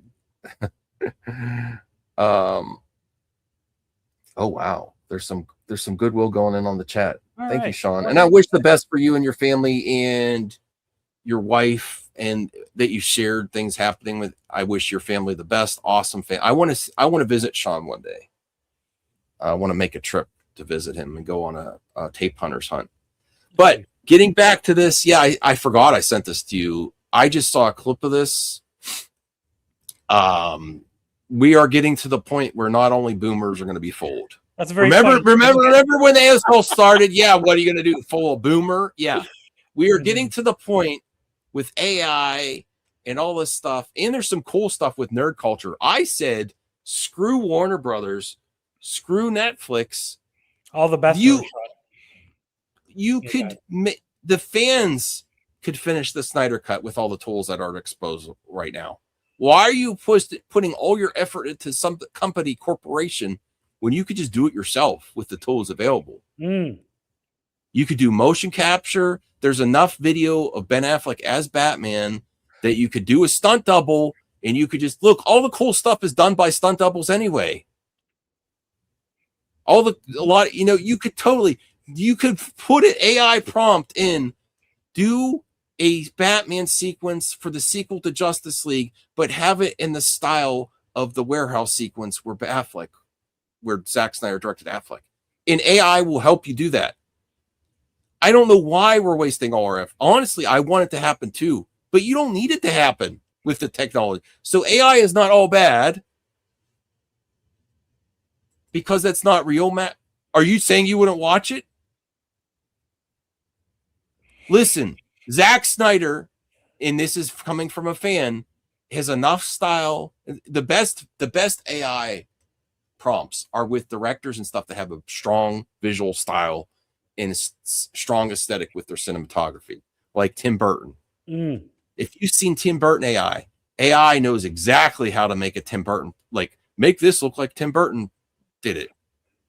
If you put Zack Snyder in as a prompt, you're going to have slow-mo pans, great action, great visual effects. Yeah. And you could do it. And guys, we're resistant to it because we know it's AI. But there's a whole generation of people who have grown up with this as the norm. Yeah.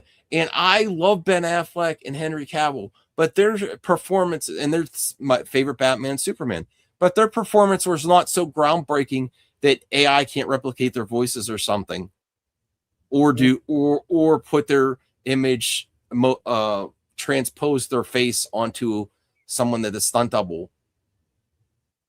But I don't be a boomer, Necron. I love you, Necron, but you're making this segment better. Don't be a boomer. I think they could do some amazing work with AI. AI music will take over, Necron. Like there's going to be a whole generation of he's a musician, yeah. Who they don't think AI music is like but here's the thing. Also, with the AI is definitely going to be a thing, Lord Necron.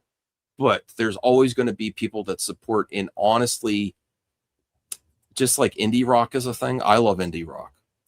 The mistakes, the gruffness, it's harder to replicate that in AI. So it's going to be, I think trend's going to be more towards authenticity and mistakes. And that's just like you're getting back to the Star Wars 50th anniversary. They're re-releasing Star Wars finally without all the special edition stuff. That's going to be sought after.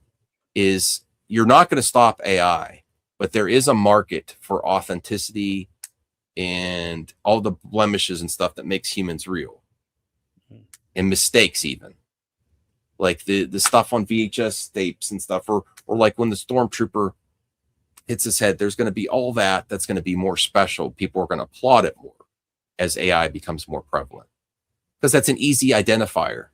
Is, oh, this is authentic, real, low budget.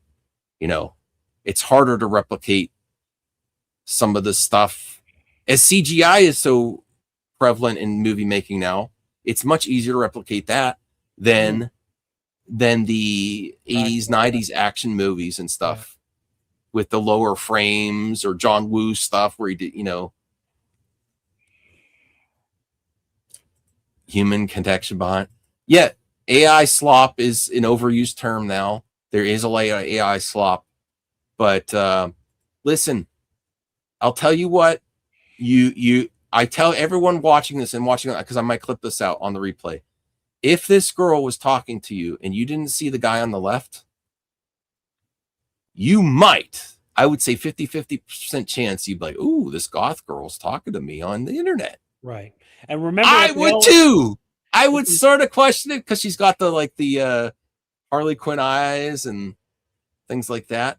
But all of you, extreme, but like, what do they always say when you're getting catfish? Do a video call. So make sure it's a person. This is also a detriment because putting it right side by side, the good thing would be to do is just do the right side of the screen first. Like, oh, what do you think of this lady? Talk to her a little bit. And then reveal that the guy's behind it, because you put side by side, like, I wouldn't fall for that. I'd say the majority of people watching this, I'd say even over 50% would fall for it. I'd be like, I got a new online girlfriend. Hit play. Yes. Just for fun. Well, I can't do the music, but no, yeah. We don't need audio. Look at that. Good God. Oh, look at her smiling at. Oh, Voltaire. Hello, Voltaire. I like the mic drop. Look at how I move my mouth. So it doesn't look like AI to me. I'm being objective here. I mean, there's slight things if there. It wasn't for the makeup, like, and her hair. If see, they made this video. If they just put the girl with like normal makeup and normal hair, it might look. Lord Necron, if this girl appeared in your chat and then like, I want to talk to you, I want to visit you on stream and be on a panel, and then she was on a panel, I have to be careful. If I have, remember how I used to bring a lot more people on the panels? Like, come on the show. They could take my audience. You are going to have OnlyFans that are not the person they're representing. And that might be okay. I don't know. You're still getting what you could still jerk to it, I guess. But honestly, I might, now that I thought about that, what am I wasting time here, Voltaire, with the mic? No, because I love the mic drop. But I should be making an OnlyFans. I don't know if I do a boy. I don't know if I'd make a boy or girl OnlyFans and start charging money. Oh my gosh. Well, hang on. Actually, Max, because we haven't been here for a bit, I had sent you a article I wanted to discuss on this show, and I'm going to send it to you again since you brought up OnlyFans. If you check Twitter and look at the most recent message I sent you. Oh, I think I retweeted this too. Oh, did you? Okay. Let me bring this up, and then we'll end the show. Yeah. This is a good ending topic. Listen, that's a funny thing, Sean, but honestly, you're a good-looking guy. I don't think you should sell your feet. I think you should sell your whole body on OnlyFans. I think you do pretty good. For his age, he would do good. Honestly.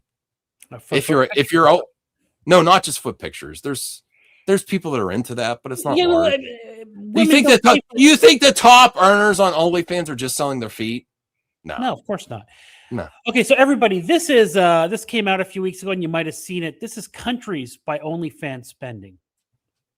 God bless America, everybody. But so this is fascinating. Not too many incels in Spain, I guess. How? No, well, you know what? I think I sent you something that shows it when it was broken down per capita. We weren't number one. Like the UK was number one, and then Australia and Canada. Oddly enough. I don't know, and I'm not putting judgment on anybody.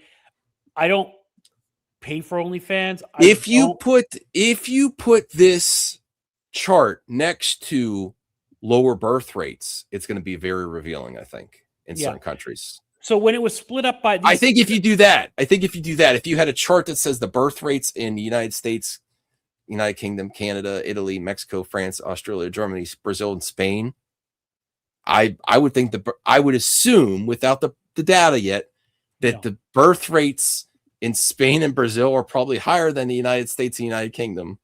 Yeah. And those are the ones simping for OnlyFans. And I'm not against OnlyFans. And when this was broken down by per capita, I found the stats. Number 1 was Canada. Number 2 was Australia. Number 3 was the UK. Number 4 was the US. Then Italy at number 5. So again, I don't pay for OnlyFans, no judgment. I don't understand it. I don't know how they're making that much money. Okay, so if you want to watch this, adult content, it's free on the internet, right? So I don't know what the appeal of OnlyFans is. I don't know if people are messaging these girls and it's probably an AI bot or she's hiring people to answer these messages. I don't get it, but these numbers are staggering, everybody. And this would be part of our what do we call it? The Pro Bro show? This is fascinating to me. Honestly, if you take off the social aspect of how you'll be judged by society, it makes more sense to get in shape, work on your image, and go to OnlyFans than to open a brick and mortar selling physical product. The margins are much higher, if you're totally talking about success. Yeah. It makes more sense even to hit the pavement and try to get a job somewhere, making gas money, expenses. There's a big opportunity in OnlyFans work or what you consider. You don't necessarily have to. No, not just women. Okay, Max, of this 2.63 billion, this is mostly men for it. Yes, and men also pay for other men too.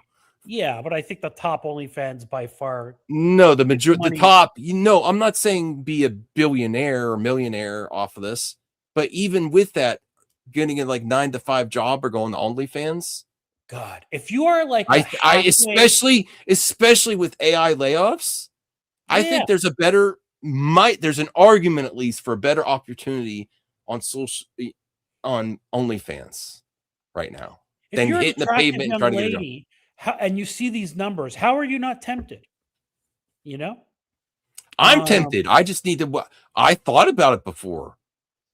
I just have to get in better shape. I want to provide. I don't want to be a joke when I go to OnlyFans. I want to be,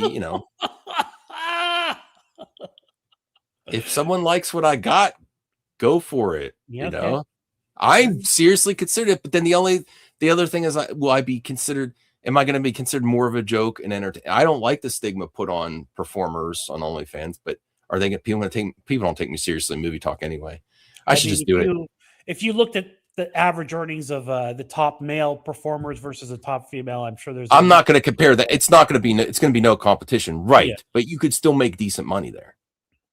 I don't know if the men do. To be honest. Yes.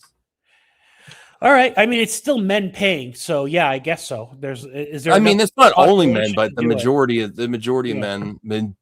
men are more likely to pay for this type of product than women.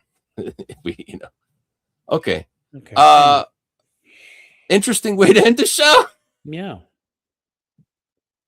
Well, there is a correlation to the amount of lonely men to lonely women out there too, as to the reason. No, there's not. There's more. No, it's completely different. Women can get on Tinder and find somebody to give them some physical attention like it's nothing. Men don't have the same advantage. So I disagree with you on that, Max. Okay. All right. I don't think women pay. All right. I agree with you now. Okay. Thank you all for watching the mic drop. We might be back next Friday. I don't know. It's going to be the new year. Hope everyone has a safe and happy new year. Make goals. Look for silver linings. Chase excellence, everybody. Chase excellence. Chase excellence, and spend a little bit of extra time with your loved ones. There you go. If you'd like to take us out, Voltaire, I appreciate it. Good night and good luck, everyone.